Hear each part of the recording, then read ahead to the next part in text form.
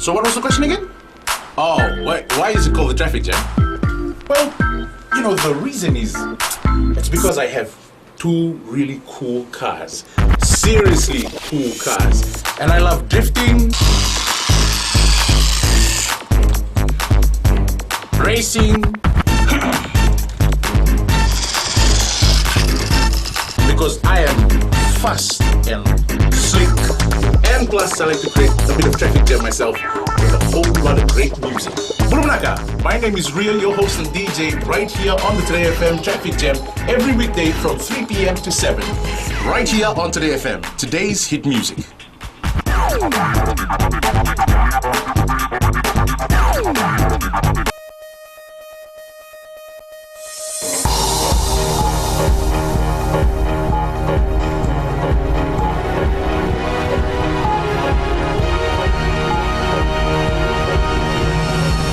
In this bulletin, SODELPA leader Rote Mumukepa backs Lycinian Garuse's comments about some being more equal than others. Electoral Commission briefs voters in first public forum. And Daniel Urai likely to announce People's Democratic Party ticket tomorrow.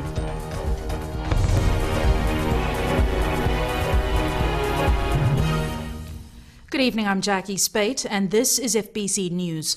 SODELPA leader Rote Mumukepa has finally broken her silence over controversial and divisive public statements by party heavyweight Lycinian Garuse. But the woman, who wants to become Prime Minister of Fiji and all its people, agrees with Garuse that there can never be equal citizenship in Fiji since the Itauke have been given land by God, and that is why they will always be more special than other communities. Chanel Sivan with this exclusive breakthrough interview.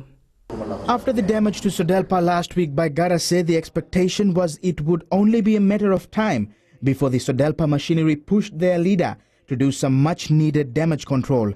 This is what I'm hearing from the media. I was not there myself, so I cannot state. I cannot say that I was witness to that. When pressed further, Kepa readily agrees with Garase.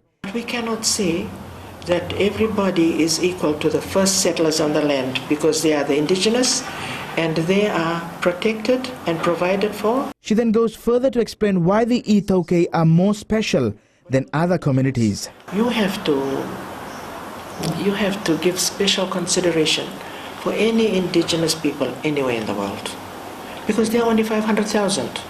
Yeah, there are only 500,000 of us. So if you don't help look after us, then we are lost. So we are asking everybody to help look after us as we are looking after them, and we are sharing this country with everyone because this all belongs to us. But when it comes to indigenous rights, that is different. 2 days after making this statement, Garase left for America amid a media fora about the controversy generated by him. It caused such a negative backlash on the party that possible coalition partners, the Fiji Labour Party, distanced itself from SODELPA. The country belongs to all its citizens. That's the position of the Fiji Labour Party, and that is accepted by all the people of Fiji. It does not matter who says what. We have lived here peacefully. We've had our moments of turbulence, but overall the people have lived peacefully, and that's the way Fiji will be. And are you still willing to work with such partners? There's no question about partnership at the moment. However, 2 days later on Sunday, Chaudhry had changed his tune. There's a change of leadership in SODELPA. But the fact is that we cannot live in the past. Things have changed, we've got to look to the future. And this is exactly what we are doing. It has been my long-time ambition, as I said, to see the two races unite, because that is the only way in which Fiji can make real progress. This political maneuver was not lost on SODELPA today. You know, SODELPA has made that commitment that we will work with Fiji Labour Party. At the end of the elections, we don't know who is going to be voted in by the people and who will not. The question tonight is, does Mahendra Chaudhry and the Fiji Labour Party want to still pursue a collision with SODELPA? Now that Rote Mumukepa is supporting Garase's controversial statement about one community having supremacy over another. In the meantime, will the electorate accept a potential Prime Minister of Fiji supporting an idea that has potential to divide the country like never before? Chanel Shivan, FBC News. The full interview with Rote Mumukepa will be played at 10:30 tonight, straight after the late news. It seems that the SODELPA leader is not agreeing with all that Laisinian Garase has to say. Rote Mumukepa has distanced herself from Garase's other controversial statement about ballot papers being numbered according to verses in the Islamic holy book, the Quran. I had never had any conversation with him, and now I know that 135, you find that number anywhere you want to look, you'll find 135. So I have no idea at all. So I cannot say what that 135 means. Rote Mumukepa says she will hold talks with Garase when he returns from the US. 14 countries have so far been confirmed for the multinational group invited to observe the September 17th election. Shireen Lata reports Australia, Indonesia, India and Papua New Guinea will co-lead the group. The observer group will be made up of two groups. Long-term observers will arrive well before election day and continue their work even after voting and counting is complete. The second team will fly in just before polling and won't remain in Fiji after votes have been counted. Elections Minister Ayaz Sayed Khayoum and Acting Australian High Commissioner to Fiji Glenn Miles have signed the terms of reference for the observers. We hope to have them on the ground fairly soon. One of the areas they have to assess is also the reconciliation of the ballot papers after the elections. So obviously you'll need some people to stay after the elections, not all of them necessarily. There'll obviously be more people on the day of the elections, we would assume, going around and assessing how votes have been cast. There'll be some people here before that, but obviously there'll be some people after the elections and during the results, whilst the results are being announced. Observers are coming from Israel, South Africa, Brazil, Russia, Turkey, Japan, New Zealand, Korea, Iran and the United Kingdom. The United States and Canada also want to send representatives but haven't confirmed anything yet. Some people say we want to send 4 people, others have said 6. That's obviously the Secretariat will finalize that once the terms of reference goes out. And then it depends, some countries obviously will be sending larger contingents. Some of them have expertise in different areas and they'll be used for different stages of the electoral process. Observers will have freedom of access to all polling stations and counting centres at all times. They will also have the freedom to examine all electoral material, including the ballot boxes and the ballot papers. The team will also have to cover its own cost throughout its stay in Fiji. Shireen Lata, FBC News. Trade unionist Daniel Urai will step down as Fiji Trade Union Congress president to stand for next month's general election. FBC News has established he will make a formal announcement in Lautoka tomorrow. Christopher Chand with this story.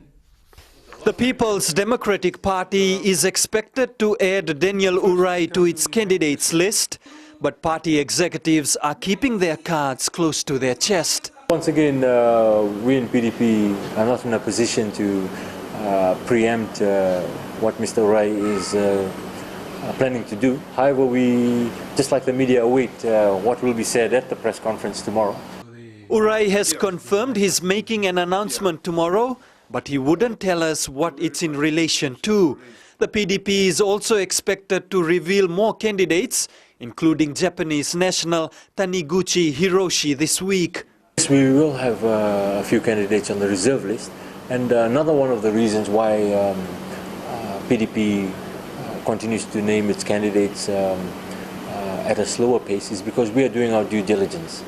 As opposed to a few parties who have recently lost candidates, so far our candidates remain within the eligibility criteria.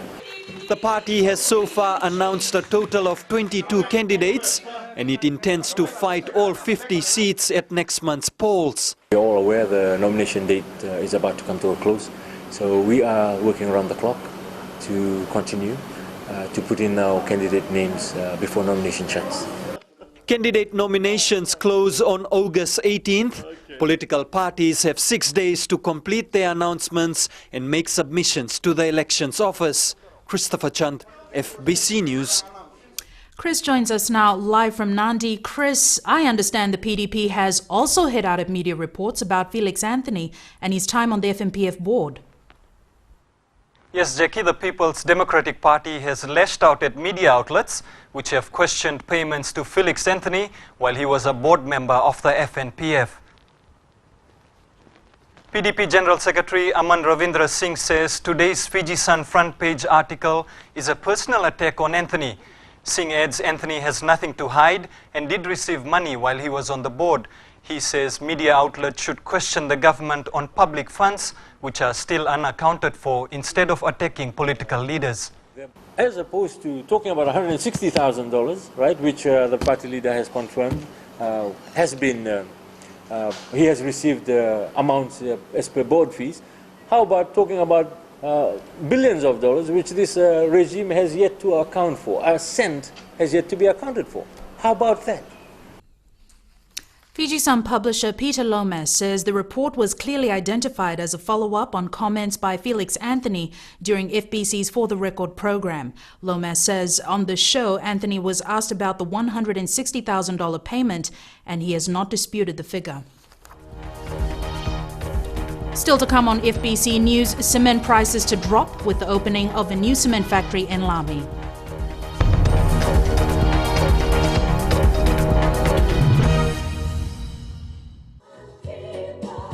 Great words there from Lucky Dube and Baban. I hope you enjoyed that number. Different colors just for you. On Gold FM, only the classic hits. Louise with you on the Center Show. Well, thank you so much for the sweet company. This is Alana Miles, one of my favorites, and Black Velvet for you. Hi there. Join me on the Center Show every weekday from 9 a.m. to 2 p.m. for the best sounds on Gold FM. Only the classic hits.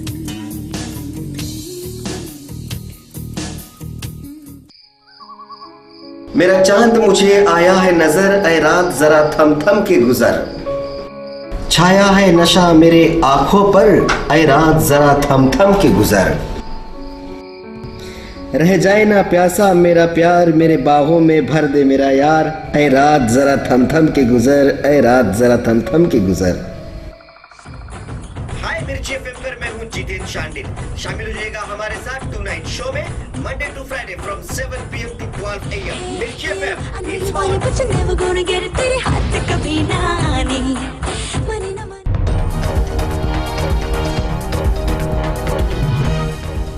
Welcome back. This is FBC News. A wide range of questions have been raised with the Electoral Commission at a public forum in Suva. Rishika Kumar was present and filed this report. People know how to cast their vote, but not what happens after polling has ended. At every polling station, presiding officers and election staff will count the votes and send the results to the National Results Centre in Suva. These will then be added to the votes for each candidate, their party, and votes for independent candidates. When the elections office has finished all the counting, we give the results to the Election Commission, who do the allocation of seats. So all the votes will be counted at the polling station, except for pre-poll and postal, which will be counted at the National Results Centre here in Suva. Questions about polling stations, the conduct of presiding officers, and the security of ballot papers were also asked. The Deputy Supervisor of Election, Michael Clancy, says the security of ballot boxes and papers will be paramount. The ballot paper will also have some security features, which I'm obviously not going to tell people what they are, but if people try to make their own ballot papers, we would know. Those in attendance also raised questions about the 545 texting platform. Voters' identification number are showing up as invalid, even though they have registered and have been issued ID cards. Clancy says there is still some data being entered into the system, which may explain why some people aren't able to receive their polling details. When a person asks for another ballot paper, what's the role of the presiding officer? Does the presiding officer open the ballot paper and then confirms that it's a valid or invalid before giving another ballot paper? A voter on the second ballot paper, if they made a mistake, if they clearly cross out or mark off the mistake and then make a valid vote, that will, as long as the voter's intention is clear on the ballot paper, it will be counted. Another public forum will be held at the Nosori Parish Hall tomorrow evening. Kashika Kumar, FBC News. Cement prices are expected to fall after a new cement factory opened outside Lami. The $92 million Tenji cement factory is said to be a good sign for the economy. Ellen Stolz reports. Tenji cement factory started production in February this year after its initial startup in 2012. The new factory has created 50 new jobs, but the national impact is much bigger. The new cement factory will address the chronic shortage of cement in Fiji and also, of course, drop the price of this important building material, which will ultimately reduce the cost of building a home and any other construction. The factory has already produced in excess of 20,000 tons and will be exporting to Pacific Island countries next month. We all know that the construction boom in Fiji has led to an increased demand for cement and other building materials. Unfortunately, the local industry hasn't always been able to keep pace with this demand, and at times we have to turn to expensive imports. We expect this inconsistency to now be a thing of the past. Pacific Cement Limited, which until now was the only local cement manufacturer, has welcomed the competition. This is a great occasion for Fiji because this is the first time in Fiji history a second cement player is coming to the market. And we, being in the industry for very long, we welcome Tenji Cement coming to Fiji. It is good for the consumer, it's good for the industry, the quality will go further up, the customer service will improve, the price will be better. And it's always better to have competition because check and balances. Farid says Pacific Cement is also looking at ways to work together in the near future. Collaborate in several areas like quality and export to the region. And I'm sure that for the last 12 months, Fiji, Pacific Cement, the manufacturer of Pacific Cement Limited, has done extremely well. There's a big opportunity in the marketplace and there's enough room for the second player. So definitely we welcome them and we want to work together. It is expected that cement prices will see a reasonable drop across the board in the coming months. Ellen Stolz, FBC News. Lautoka and Ba Special Administrator Praveen Bala's court case has been adjourned to October 20th due to the unavailability of the magistrate. Bala is charged with causing death by dangerous driving, and his case has been adjourned 3 times since December. Bala was present at the Lautoka Magistrates Court today with his lawyer Shailen Krishna. In November last year, Bala appeared before Magistrate Penindali Tuivama and was released on bail. He allegedly hit 48-year-old father of 3 Puna Chand at Teindamu near Lautoka last year. Dali Tuivama presides over cases in both Lautoka and Nandi Magistrates Courts. We turn to sports now. Here's Jamie with the latest. Good evening. In sports after the break, countdown begins for Dean's Final Showdown and inaugural Fiji International Golf Tournament set for opening this evening. These stories and more coming up.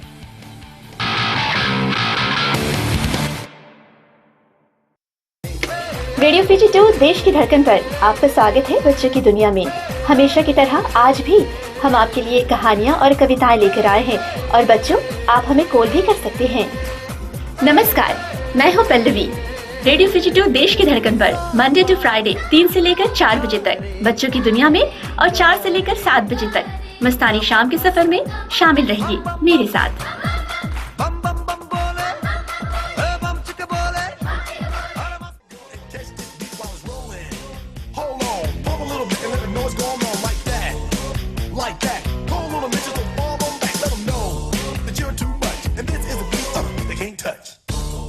How are you doing, Fiji? Yes, indeed, fast approaching, well, the major bulletin. But before we even talk about the major bulletin, what about my little news flash? Oh my gosh, please don't let him get me started on that again.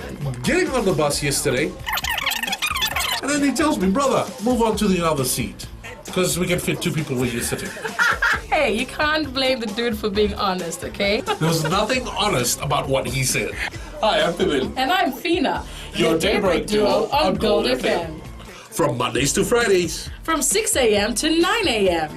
Turn us on.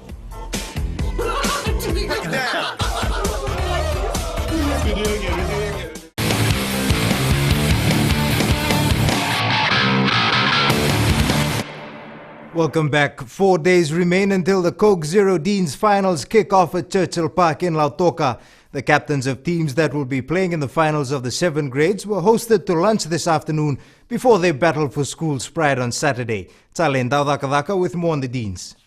The finals of the Under-18 Coke Zero Deans between Ratu Kantabu Level School and Lelin Memorial School is expected to be a cracker of a match. Finishing third in the Eastern Zone was a wake-up call for the side from Dabui Level to pull up its socks, and the captain is confident his brigade can go all the way. Preparation for us is going very well. We are very confident. We will try and bring Deans back to Lelin, and looking forward to the game this side. 6 finals and 3 promotion relegation matches will be played on Saturday. It should be a climax to what has been another successful year for the competition. We can say it's good in terms of our organization, apart from there are a few hiccups that we can say. But overall we say it's a good year. We have achieved what we have set out to achieve. We are hosting the finals in Lautoka, as been agreed in the AGM. Spectators are sure to witness some top-quality matches in the finals when these teams run out for their respective schools. Chalendo Dakadak, FBC Sports. The inaugural Fiji International Golf Tournament will be officially opened by Prime Minister Vorenge Bainimarama tonight at Natandola in Singatoka, attracting the likes of former world number 1 Vijay Singh and former major winner Nick Price. A total of 120 golfers will take part in the 4-day tournament. Amongst them is the Australian Brandon Jones, who is looking forward to showcase his skills amongst the best in the world. Oh, it's spectacular. Visually, it's a beautiful place. You know, I've only been around the back nine, but it's a beautiful golf course as well. It's going to be difficult if the wind continues to blow like this, which I'm sure it will. But yeah, the guy that knows where his golf ball's going is going to have a good week. And a reminder that you can watch the Fiji International live on FBCTV from Thursday through to Sunday, with coverage starting at 12 p.m. daily. The Fiji Football Association is on the final stretch of preparations for the second major tournament of the year. The Ink Mobile Battle of the Giants will be played over 2 weekends, starting next Friday in Ba. Indra Singh has the details. The second major of the year takes place in a week, and the interest is nothing short of spectacular. It's hyping up now. The tournament is just 2 weeks away, less than 2 weeks away, and the district associations have taken this very seriously as well. They are all now preparing. The league has finished. There is no more league this week, and they are all preparing for the Ink Mobile Battle of Giants, which kicks off next Friday. The pools and fixtures are out, and all that is left is for the teams to play. And Fiji FA is anticipating top-notch action. And there is no underrating, underestimating any team. All teams that come into the tournament come fully prepared. Defending champions Ba hasn't had a good season, but Fiji FA says no team can be ruled out at this stage. Well, it's a tournament, and every team will come prepared to qualify for the semi-final and finals, and everybody is taking, as I said, seriously. They have a good lead-up time this week and next week. Registration of players is also due this week, after which the picture will become clear as to who will feature for which team. Initial registration of 30 players, which closed last week Thursday, and we have received registration from teams, and it will be reduced to final 22 by this Thursday, before we can start on with finalizing everything. It's all set to begin in a week, and football fans will sure be backing their teams. And it's a chance for one of the sides to be known as the Giants of 2014. Indra Singh, FBC Sports. The Fiji Car Club is hoping for fine weather this weekend for its quarter-mile drag race to go ahead in Pacific Harbour on Sunday. The event, which was supposed to take place last Sunday at the same venue, was postponed due to the unfavorable weather conditions. With interest expanding for the sport nationwide, organizers hope the drivers are able to showcase its best this Sunday.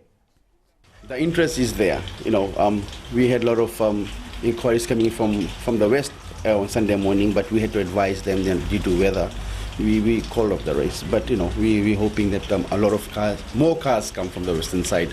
You know, we already have about 35 listed races in Suva area. So, you know, we ask the West boys to come out and come and support Fiji Car Club, and also come and showcase what your car is made of. The race begins at 11 a.m. in Pacific Harbour. And a reminder, if you're going to drive down to watch this, don't forget to buckle up. That is your sports for this evening. It's back to Jackie with business.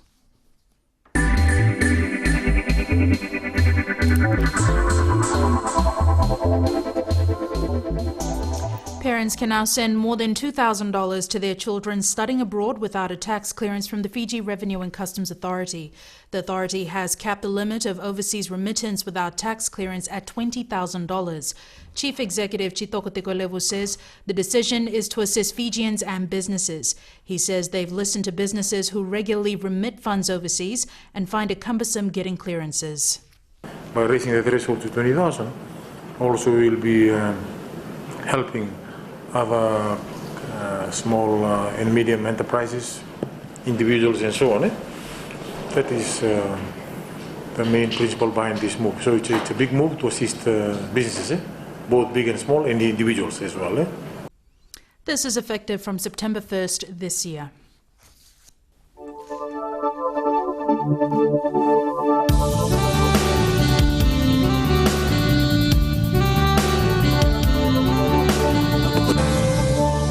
Weather time now with Trish. Today's conditions, Suva and Sabu again had similar conditions, occasional showers and cloudy skies all throughout the day. Nandi, Lotogamba and Lambasa can expect fairly clear weather, much like today. Temperatures, Suva 26, Nandi, Lotogamba 28, Lambasa 29 and Sabu 28. Tomorrow's forecast, Suva and Sabu might have scattered showers throughout the day, whereas Nandi, Lotogamba and Lambasa should have fine weather all day also. For Marinus, a frontal system with associated cloud and showers remains slow moving over the southern parts of the group. It is expected to affect our weather until Thursday. Image of the day sent in by Pritika Prakash. Thanks so much, Trish. Recapping our top stories tonight.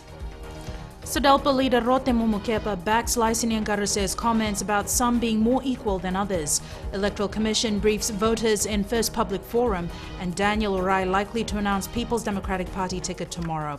Time now for our Fijian Speak segment. This is what some people had to say.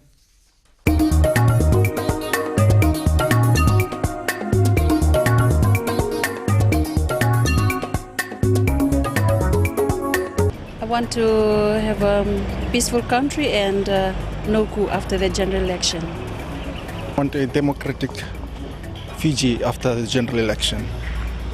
I want a peaceful and united Fiji. You can send us newsworthy pictures and videos on email citizenseyes@fbc.com.fj or share it with us via Facebook page FBC News. And if you're on Twitter, follow and tweet us your news tips at FBC News or simply hashtag FBC News. And to receive the latest headlines on your mobile phone, text subspace FBC to 777. That's all from us tonight. We will carry Chanel Sivan's full interview with SODELPA leader Rote Mumukepa at 10:30 tonight. Do join us for that. Good evening.